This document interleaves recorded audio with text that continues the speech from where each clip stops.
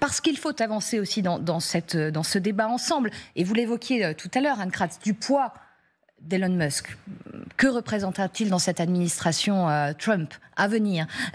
Regardez cette photo de famille publiée sur le compte X de Tiffany Ariana Trump.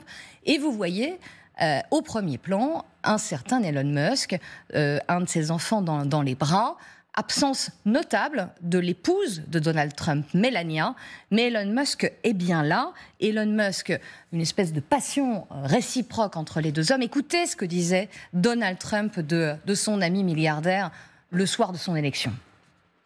Oh, laissez-moi vous dire que nous avons une nouvelle star. Une étoile est née, Elon.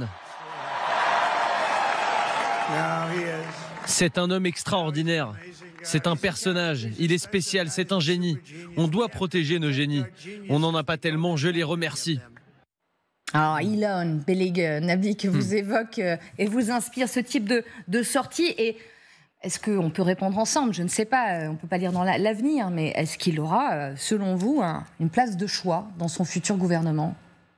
Alors, au sein de son gouvernement, je ne sais pas, d'autant plus que Musk n'aurait pas forcément intérêt à assumer une responsabilité politique qui restreindrait sa liberté d'action en tant que milliardaire et eu égard à sa puissance d'influence. Donc pas forcément, mais une influence politique certainement, au moins à court terme. Mais plus largement, vous voyez, dans cette relation, encore une fois, moi, ça renvoie également à c'est un milliardaire qui s'adresse à un autre milliardaire. Oui. Et encore une fois... Par la même langue. Notamment, celui du business, notamment celui du modèle de la réussite individuelle, y compris contre l'État, parfois, qui est perçu comme un obstacle dans l'action et la réussite. Il y a cette culture-là du businessman américain, mais puisque Musk est libertarien, comme on dit, oui. Donc il y a une doctrine qu'il assume manifestement. Mais encore une fois, ce poids des milliardaires dans la démocratie américaine, c'est quelque chose d'important parce que vous avez ce débat qui naît, qui se développe autour d'une dérive oligarchique, voire une forme de plutocratie qui se dessine sous nos yeux. Eu égard au poids de l'argent et de l'influence des milliardaires dans le jeu politique et démocratique américain, c'est assumé, c'est public. On n'est pas là dans un récit complotiste. Tout cela est assumé, puisque notamment le poids des lobbies, c'est quelque chose d'accepté dans la culture politique américaine.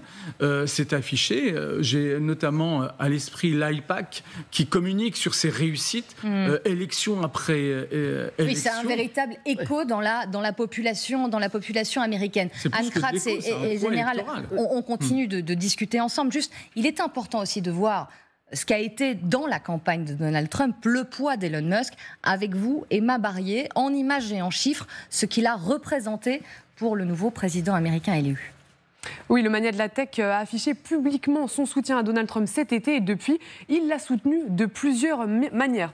D'abord, le milliardaire a agi avec sa meilleure arme, le soutien financier. Au total, Elon Musk aura fait don de plus de 110 millions de dollars. Alors des dons à la fois injectés directement dans la campagne de Donald Trump, mais aussi et surtout via le America PAC, donc ce super Political Action Committee que Elon Musk a fondé et qui vise à payer des électeurs qui vont toquer aux portes et chercher de nouveaux soutiens, ou encore en mettant en place une loterie qui offrait $1 million par jour à un électeur d'un swing state qui acceptait de signer une pétition en faveur de Donald Trump. Ensuite, évidemment, le patron de Twitter a également usé de sa puissance sur le réseau social renommé X, alors pas seulement en permettant la propagation de contenus d'ultra-droite sur sa plateforme, mais également via son compte qui, je vous le rappelle, est suivi donc par plus de 200 millions d'abonnés.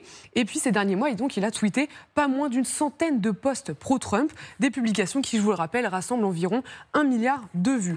Des contenus pro-Trump, donc, mais aussi presque tout autant de contenus qui diffusaient des fake news sur la concurrente de Donald Trump, Kamala Harris, donc, comme on peut en voir deux exemples ici.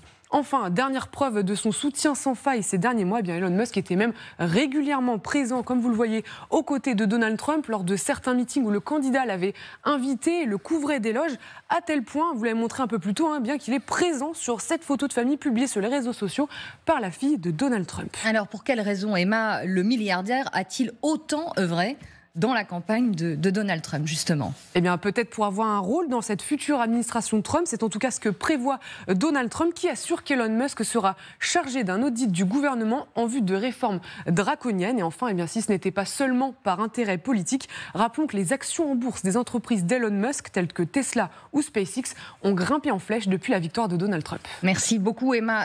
C'est important, en effet, ensemble, de revoir ces faits chargés d'un audit. Parce qu'effectivement, c'est la question que tout le monde se pose, Anne Kratz. Quel rôle peut-il avoir dans ces prochaines semaines, après l'investiture au mois de janvier prochain, pas avant, de fait? Comme on l'a dit, il peut avoir un rôle, mais en fait, s'il a une position officielle au cabinet, il faudra qu'il soit accepté par le Sénat.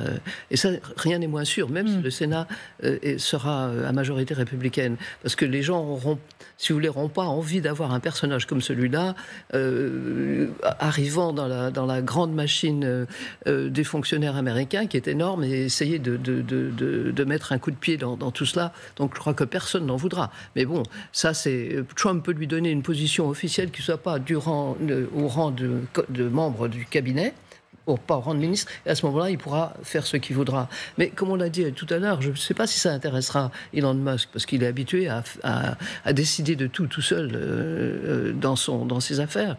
Non, je crois que Elon Musk est surtout lui, il a l'œil sur la Russie, sur les affaires qu'il pourra faire en Russie, implanter une usine Tesla en Russie. Trump a également l'œil sur la Russie pour y développer ses affaires, éventuellement après les 4 ans de sa présidence. Vous savez, il y a des années, j'ai écrit un livre sur l'histoire du commerce franco-russe depuis Colbert. Et il y a toujours eu, chez les Européens et chez les Américains, qui ont eu des relations commerciales avec la Russie très tôt, tout de suite après l'élection de Washington, il y a eu une espèce de rêve de conquérir la Russie économiquement, commercialement. Parce que c'est le plus grand pays du monde. Bien sûr, et les opportunités économiques. Le monde, en général, s'est cassé les dents. La Russie a toujours eu un excédent commercial sur tous les autres pays. Mais bon, et on a l'impression que c'est ça dont rêvent à la fois Musk et Trump. On sait très bien que Trump a toujours rêvé de faire des affaires en Russie. C'est pour ça qu'il y est allé, il n'y est pas arrivé, etc. Et donc, on a l'impression que c'est surtout ça qui intéresse Musk. Plutôt que de... Oui, il a dit, bon, je vais mettre un coup de pied dans la fourmilière et je vais réduire le nombre de fonctionnaires, etc., etc. Mais je ne suis pas sûr que ça n'intéressera très longtemps. Certains... Une autre petite réflexion, si je peux me permettre. Vous savez que le PDG de Apple a tout de suite téléphoné à Trump en lui disant « Ah, vous savez, bravo pour votre élection, etc. Et vous savez, j'ai beaucoup d'ennuis avec les Européens. Vous allez m'arranger ça. » Bon, pour dire, on parle d'une oligarchie, d'une plutocratie. Ce sont eux qui gèrent les États-Unis, en fait. Certains